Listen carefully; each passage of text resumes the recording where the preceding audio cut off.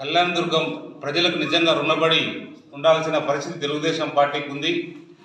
ఎందుకంటే కళ్యాణదుర్గం ప్రాంతం నుంచి తండోపతండాలుగా ప్రజలు రావడం, అలాగే పార్టీ నాయకులు కార్యకర్తలు అందరూ కూడా ఈ సభకి తరలించేదానికి నిజంగా ప్రతి ఒక్క గ్రామంలో కూడా ప్రతి ఒక్క నాయకుడు కూడా కృషి చేయడం చాలా సంతోషకరం.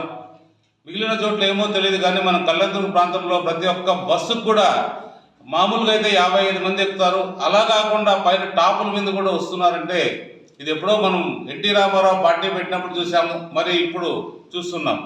అంటే చంద్రబాబు నాయుడు గారి మీద ఉన్న విశ్వాసము, నమ్మకము ఇవన్నీ కూడా ప్రజలకి దగ్గరగానే పోయినాయి, అన్ని దగ్గరగానే ఉన్నాయి. కాబట్టి ప్రజలు కూడా ఆ రకంగా స్పందించి అన్ని రకాలకు కూడా పార్టీ కూడా తోడుగా ఉంటుంది, లేదా ప్రభుత్వం అంతా తోడుగా ఉంటుంది అనే అభిప్రాయంతోనే ప్రజలు రావడం జరిగింది. ఏదైతే మన సూపర్ 6 పథకాలు అన్నీ కూడా అమలు చేస్తూ వచ్చాం, 80% వరకు అమలు చేశాం, ఇంకా 20% కూడా రాబోయే కాలంలో అమలు చేయబోతున్నాం. ఏదేమైనా కూడా మన ప్రాంతానికి సంబంధించి బీటీపీకి, ముఖ్యంగా బీటీపీకి సంబంధించి చంద్రబాబు నాయుడు అంత పెద్ద బహిరంగ సభలో ప్రకటించడం నిజంగా మనందరికి కూడా చాలా సంతోషకరం. ఎందుకంటే బీటీపీ అనేది ఇక్కడ మనకు ఒక జీవనాడి.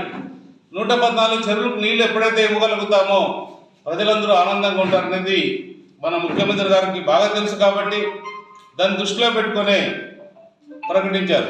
మనం ఒకటి గమనించాలి, 14 ప్రాంతాల్లో మన జిల్లాలో, ఉమ్మడి జిల్లాలో 14 నియోజకవర్గాలు ఉంటే 13 చోట్ల ఏదో రకంగా నీళ్లు వస్తున్నాయి. అవి హెచ్ఎన్సీ కావచ్చు, హెచ్ఎన్ఎస్ఎస్ నీళ్లు కావచ్చు, ఏదైనా కూడా నీళ్లు వస్తున్నాయి.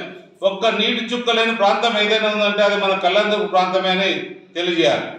అలాంటి విషయాన్ని మేము ముఖ్యమంత్రి గారి దృష్టికి తీసుకెళ్ళి ఈ ప్రాంతం మాకు చాలా ఇబ్బంది ఉంది, బీటీపీని త్వరగా పూర్తి చేయాలని చెప్తే ఖచ్చితంగా చేస్తామని చెప్పడం జరిగింది. ఇంకొక విషయం ఏమంటే 36B అనేది కూడా మన ప్రాంతానికి అత్యవసరం. అది 36B కూడా 15,000 ఎకరాల ఆయకట్టుకు దానికి ఉంది. అది వస్తే కూడా చాలా వరకు కూడా మనకు సంబంధించి చాలా బ్రహ్మసముద్రం మండలం, ఇట్లా చెట్టూరు మండలానికి కూడా, మన చాపరి రూరల్ కూడా అన్ని రకాలకు కూడా అది కూడా ఉపయోగపడుతుంది. అది కూడా మన అదృష్టం.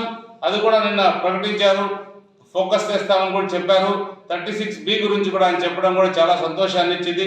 ఏదేమైనా కూడా మనం నీళ్ళతో పాటు అలాగే రోడ్లు కావాలి. ఎక్కడికి పోయినా కూడా మన ప్రాంతంలో రోడ్లు పూర్తిగా అధ్వానమైన పరిస్థితిలో ఉన్నాయి. ఆ రోడ్లు మనం అభివృద్ధి చేసుకోవాల్సిన బాధ్యత మనపైన ఉంది. అది మన ముఖ్యమంత్రి గారి దృష్టికి తీసుకెళ్ళాం, పవన్ కళ్యాణ్ గారి దృష్టికి కూడా తీసుకెళ్ళాం. ఎందుకంటే పంచాయతీరాజ్ రోడ్లు మన ప్రాంతంలో 2,000 కిలోమీటర్లు పైసీలుగా ఉన్నాయి. ఏదో టౌన్లో అప్పుడు ఏదో టౌన్ చుట్టూ కొంత అభివృద్ధి ఆర్ఎండ్బికి సంబంధించి కొంత చేశారు. అయినా కూడా పల్లె గ్రామాలు ఏదైతే ఉన్నాయో మన చాలా ప్రాంతాల్లో బస్సులు పోని ప్రాంతాలు కూడా చాలా ఉన్నాయి. ఎందుకంటే ఇప్పుడు ఉచిత ఎందుకంటే మహిళలకు స్త్రీశక్తి స్కీమ్ ద్వారా చాలామందికి మనం ఫ్రీ బస్సెస్ పెట్టాం. వాళ్ళ చదువుకునే పిల్లల్ని కూడా వదలాలంటే కూడా బస్సులు పోవట్లేదు. అలాంటి ప్రాంతాలన్నీ కూడా అభివృద్ధి చేసుకోవాల్సిన బాధ్యత మనపైన ఉంది. కాబట్టి అది కూడా మన ముఖ్యమంత్రి డిప్యూటీ సీఎం గారి దృష్టికి తీసుకెళ్ళాం. నిజంగా ఈ కృషి వెనుక తెలుగుదేశం పార్టీకి, అలాగే జనసేన పార్టీ నాయకులకు, అలాగే బీజేపీ నాయకులకు అందరికీ పేరు పేరున ధన్యవాదాలు తెలియజేస్తున్నాం. ప్రజలందరూ కూడా, ఎందుకంటే ఇంత కష్టపడి ఈ మీటింగ్ని దిగ్విజయం చేయడానికి ఇది పూర్తిగా ఈ 3 పార్టీల ఐక్యత, కూటమి బాధ్యతగా చేశారు. కాబట్టి దిగ్విజయం చేయడం జరిగింది. మరొక్కసారి అందరూ కూడా ధన్యవాదాలు తెలియజేస్తూ, మీరు వచ్చినందుకు అందరూ కూడా సంతోషంగా ఇల్లు చేరినందుకు కూడా ఆనందంగా తెలియజేస్తున్నాం.